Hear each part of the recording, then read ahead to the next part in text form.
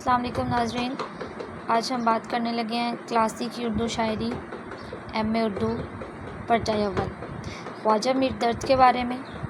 خواجہ میر درد 18ویں صدی کے مشہور و معروف شاعر جو کہ اپنے تصوف کی وجہ سے بہت ہی مشہور ہیں۔ خواجہ میر درد کے جو اہم سوالات ہیں پہلے ان کے بارے میں بات کرتے ہیں کہ اکثر سابقہ امتحانات میں خواجہ میر درد کی شاعری یعنی عشق حقیقی پر مبنی ہو یا عشق مجازی پر، یا پھر ان کی غزل کے بارے میں اکثر سوالات آ جاتے ہیں۔ خواجہ میر درد کی غزل کے محاسن پر اظہار خیال کیجیے۔ خواجہ میر درد کا دیوان مختصر مگر سراپا انتخاب ہے۔ اس قول کی روشنی میں کلام درد کا ناقدانہ جائزہ لیجیے۔ کلام درد کے فنی و فکری محاسن کا جائزہ۔ خواجہ میر درد کے کلام کی خوبیاں۔ خواجہ میر درد ایک منفرد غزل گو ہیں۔ خواجہ میر درد کے کلام میں چاشنی پیدا ہو گئی ہے۔ درد کے کلام سے مثالیں دے کر واضح کریں۔ یہ ہیں جو پاسٹ پیپرز تھے، لیکن جو قریب تر کے پیپرز ہیں تصوف کے عناصر خواجہ میر درد کے بارے میں 2017 میں سوال کیا گیا، 2018 میں سوال کیا گیا، یہی ریپیٹ آتا ہے۔ اب خواجہ میر درد ایک اہم صوفی شاعر ہیں، اس بارے میں تبصرہ کیجیے۔ 2019، 20 اور 21 میں پھر یہی سوال دہرایا گیا۔ تو اب بھی ہم خواجہ میر درد کے کلام کی خوبیاں، ان کے فنی اور فکری محاسن کے بارے میں پڑھتے ہیں۔ خواجہ میر درد اردو کے ایک اہم شاعر ہیں۔ ان کے کلام کی خوبیاں مندرجہ ذیل ہیں۔ سب سے پہلے جو ان کے کلام کی اہم خوبی ہے وہ ہے تصوف۔ تصوف کی جھلک جو ان کے کلام میں نظر آتی ہے، اس کا تذکرہ بارہا کیا گیا ہے، اور یہی وجہ ہے جس کی وجہ سے خواجہ میر درد کو کامیابی حاصل ہوئی۔ ہاں جی، اگر ہم تبلیغ اسلام کی تاریخ پر نگاہ ڈالیں تو یہ بات سامنے آتی ہے کہ اسلام کی تبلیغ میں سب سے زیادہ حصہ صوفیہ کرام کا ہے۔ صوفیہ کرام کے اخلاق و اطوار میں ایسی مقناطیسی کشش موجود تھی کہ انہوں نے لوگوں کے دلوں کو اپنی طرف کھینچا۔ یہ کشش نوجوانوں، سلطانوں، بادشاہوں اور عالم فاضل لوگوں کے پاس نہیں تھی۔ صوفیہ کرام اپنی تعلیمات سے لوگوں کے اخلاق و کردار کو سنوارتے تھے۔ صوفیہ کا غیر مسلموں کے ساتھ واسطہ یا تعلق براہ راست تھا۔ صوفیہ کی اپنی شخصیت محبت، مروت، کشادہ دلی، رواداری، ہمدردی اور انسان دوستی جیسی خوبیوں کا مجموعہ تھی۔ وہ غیر مسلموں کو نہ تو حقارت کی نگاہ سے دیکھتے تھے اور نہ ان سے نفرت اور بیزاری کا اظہار کرتے تھے۔ یہی وجہ ہے کہ جب انہوں نے اسلام کی تبلیغ کی تو وہ نہایت کامیاب اور مؤثر رہی۔ بر صغیر میں ہندی اذہان کو متاثر کرنے والی سب سے اہم کتاب حضرت علی بن عثمان حجویری کی کشف المحبوب ہے۔ ڈاکٹر سعد اللہ کلیم اپنی کتاب اردو غزل کی تہذیبی اور فکری بنیادیں میں اردو غزل کے تہذیبی سفر پر کچھ یوں روشنی ڈالتے ہیں۔ وہ کہتے ہیں کہ اردو غزل کا وجود اگرچہ بطور ایک الگ صنف سخن کے گجری اردو کے قدیم ورثے میں ناپید ہے، اسی طرح بہمنی دور حکومت میں بھی غزل کا رواج نہیں ملتا، تاہم وہ تہذیبی و فکری دھارا جو عرب سے ایران اور ایران سے سیاسی فتوحات کے ساتھ ساتھ شمالی ہند تک پہنچتا اور علماء صوفیہ کرام کی وساطت سے اس خطۂ ارض کو سیراب کرتا ہے۔ جنوبی ہند میں گجری اور بہمنی عہد بھی اس سے سیراب ہو رہا ہے۔ سیاسی اتار چڑھاؤ کے ساتھ یہی تہذیبی اور فکری رجحانات کا دھارا بیجاپور، گولکنڈ کی ادب نواز مسلمان ریاستوں کے حوالے سے حسن شوقی اور پھر ولی دکنی کی غزل میں منتقل ہو کر اس کے ساتھ ساتھ دلی پہنچتا ہے۔ اسی طرح اردو غزل کے حوالے سے تہذیبی فکر کا ایک دائرہ مکمل ہو جاتا ہے۔ آپ بہمنی دور کے سلاطین کو ذہن میں رکھیں کہ انہیں مقامی تہذیب و معاشرت سے بے حد وابستگی تھی۔ انہی کے عہد میں چشتیہ سلسلے کے صوفیاء کے اثرات نمایاں دکھائی دیتے ہیں۔ اس کے ساتھ قادری اور سہروردی سلسلے بھی تہذیبی و فکری عناصر کے طور پر کام آتے رہے۔ گجری اردو پر بھی اسلامی تصوف کا رنگ دیکھا جا سکتا ہے۔ عادل شاہی اور قطب شاہی دور میں بھی یہ صوفیانہ روایت ترقی پذیر رہی ہے۔ پھر غزل میں تصوف کی یہ روایت ولی دکنی سے ہوتی ہوئی خواجہ میر درد تک آ پہنچتی ہے۔ تو خواجہ میر درد کی شاعری میں تصوف کا رنگ۔ خواجہ میر درد کے مزاج میں درویشی کا عنصر غالب تھا۔ یہی وجہ ہے کہ انہوں نے صوفیانہ انداز کو اپنائے رکھا۔ سلسلہ نقشبندیہ سے ان کا تعلق تھا۔ خواجہ میر درد کا عہد افراتفری، قتل و غارت اور فتنہ و فساد کا عہد تھا۔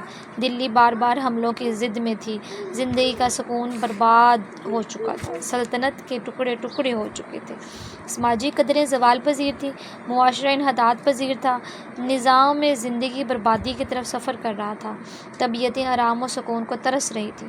جب ہر طرف فتنہ و فساد ہو، بے چینی ہو، بے قراری ہو، عدم تحفظ کا احساس ہو، تو تصوف سے بڑھ کر کوئی اطمینان گاہ نہیں ہو سکتی۔ خواجہ میر درد نے بھی ان حالات میں اللہ کی ذات پر بھروسہ کیا، اس سے محبت کی، اللہ کی ذات کے جلوے ہر طرف دیکھے، بالآخر ان کے لیے زندگی کی مشکلات آسان ہو گئی، زندگی کے اسرار و رموز ان پر ایک ایک عیاں ہوتے گئے۔ اس لیے کہا جاتا ہے کہ خواجہ میر درد کا کلام تصوف کے رنگ میں ڈوبا ہوا ہے۔ ڈاکٹر الف نسیم خواجہ میر درد کے بارے میں لکھتے ہیں کہ مشہور شاعر سراج الدین علی خان آرزو نے خواجہ میر درد کو اوائل جوانی میں دیکھ کر کہا تھا کہ وہ ایک صاحب فہم و ذکا جوان ہیں، جو کچھ میں ان میں دیکھتا ہوں اگر فعل میں آ گیا تو انشاءاللہ فن تصوف میں نام پائیں گے، اور فعل میں آنے کے بعد وہ جس مرتبہ ولایت اور مقام فکر پر پہنچے، اس کی شہادت ان کی زندگی، تصانیف اور تذکرہ نگاروں کی تحریر سے ملتی ہے۔ میر حسن نے تذکرۃ الشعراء میں ان کے دل آگاہ کو اسرار خدائی کا مخزن اور ان کے باطن کی صفائی کو کعبہ کی بریائی کی محرم کہا ہے۔ قیام الدین قائم نے بھی مخزن نکات میں قریب قریب یہی رائے دی ہے اور لکھا ہے کہ ان کا دل اسرار الہی کا گنجینہ اور ان کا سینہ انوار لامتناہی کا خزینہ ہے۔ میر تقی میر نے بھی اپنی بے دماغی کے باوجود نکات الشعراء میں ان کے پاک انفاس کے فیضان کا اعتراف کیا ہے اور انہیں قافلہ اہل عرفان کا خضر بتایا ہے۔ خواجہ میر درد ایک صوفی شاعر ہیں۔ صوفی کے دل میں کائنات کے بارے میں مختلف سوالات جنم لیتے ہیں، جن سے حیرت کے دروازے کھلتے ہیں۔ درد کی شاعری میں جستجو اور تلاش کا عنصر پایا جاتا ہے۔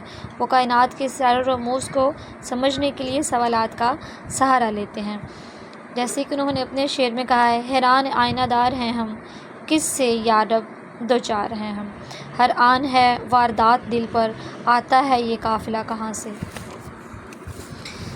وہ کہتے ہیں خواجہ میر درد کہ درد کچھ معلوم ہے یہ لوگ سب، کس طرف سے آئے تھے کدھر چلے، کس سے یہ ہمیں بھلا دیا ہے، کس سے یہ ہمیں بھلا دیا ہے، معلوم نہیں کدھر گئے ہم۔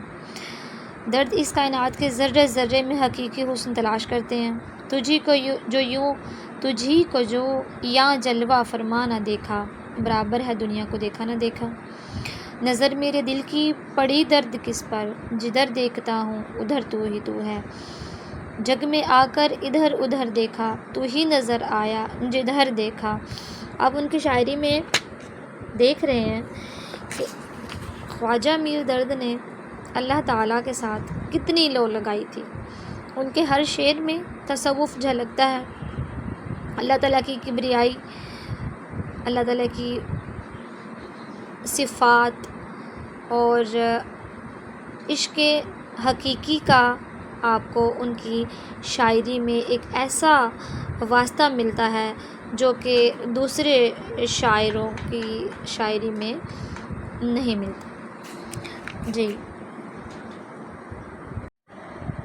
ایک صوفی کو صوفیانہ انداز اپنانے کے لیے کس منزل سے گزرنا پڑتا ہے، اس کے بارے میں خواجہ میر درد کا عشق حقیقی تک رسائی کے بارے میں پڑھتے ہیں۔ صوفی اللہ تبارک و تعالیٰ کا قرب حاصل کرنے کے لیے عبادت و ریاضت کرتا ہے۔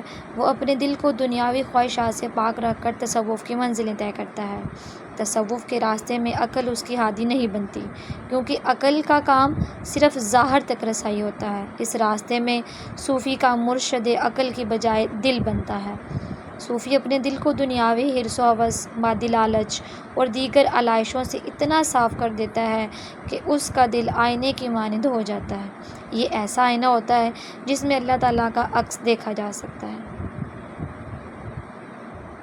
خواجہ میر درد عشق حقیقی تک رسائی کے بارے میں لکھتے ہیں: ارض و سما کہاں تیری وسعت کو پا سکے، میرا ہی دل ہے وہ کہ جہاں تو سما سکے۔ ہم تجھ سے کس ہوس کی فلک جستجو کریں، دل ہی نہیں رہا جو کچھ آرزو کریں۔ یہ مظہر انوار صفا میری قدرت، ہر چند کے آہن ہوں پہ آئینہ نما ہوں۔ جی تو ناظرین، میں کچھ تصاویر جو خواجہ میر درد کے تصوف کے بارے میں ہیں وہ آگے شامل کر رہی ہوں۔